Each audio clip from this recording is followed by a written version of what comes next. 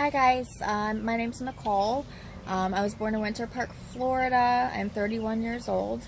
Um, I have been in the restaurant industry since I was 16 years old. It was my first job. I started off at Longhorn Steakhouse as a hostess. I did stay with that company for about 8 years. Put myself through college, went to college in Tampa, got an interior design degree. I was very young. I was 18 years old when I went to college and didn't really know who I was or what I was doing and who I was doing it for. I got my associates, moved back to Ocala, still waitressed. So I was there for about 8 years at Longhorn, and hostess served. They asked me to step into management. I didn't see myself being in the restaurant industry for as long as I have been. And then after that, I started working at a couple different places. Worked at a sports bar, Gator Stockside for briefly, maybe a year or so. Worked a couple places. I worked at this place in Ocala, and I started drinking a lot. It was a Cuban restaurant. Started drinking before work, and that's when my life kind of took a turn. Started drinking in the morning and throughout the day, and kind of spiraled out of control. It didn't take, but I don't know, I was probably around 27, 28, till I realized I kind of had an issue.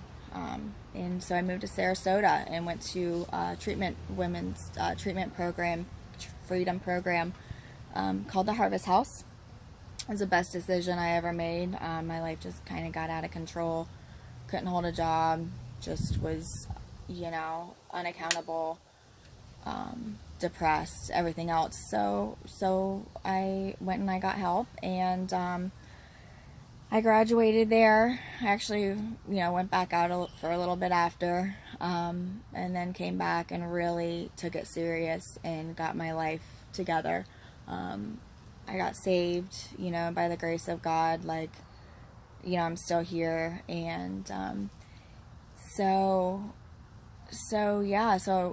throughout this whole process, I worked in a lot of restaurants, and I did lose some jobs, but I have got 2 years sober. I'll have 2 years in July, and I graduated this program, and they asked me to stay after and help out. So I was a residential assistant there for about 6 months or so. I lived there, and it really helped solidify my sobriety. It felt good to give back. It felt great to see the girls come in broken and just blossom and really find who they were, without the chaos and the craziness that drugs and alcohol bring, into your life. I started working at, throughout all this, I started working at a breakfast and lunch place where I had met Whitney. She gave me a chance. I told her my situation. I couldn't work nights because we had classes and church and different things. So we worked during the day, and to pay our fees and everything. And she was completely, she completely believed in me. She completely supported me, still does. I'm very grateful for her.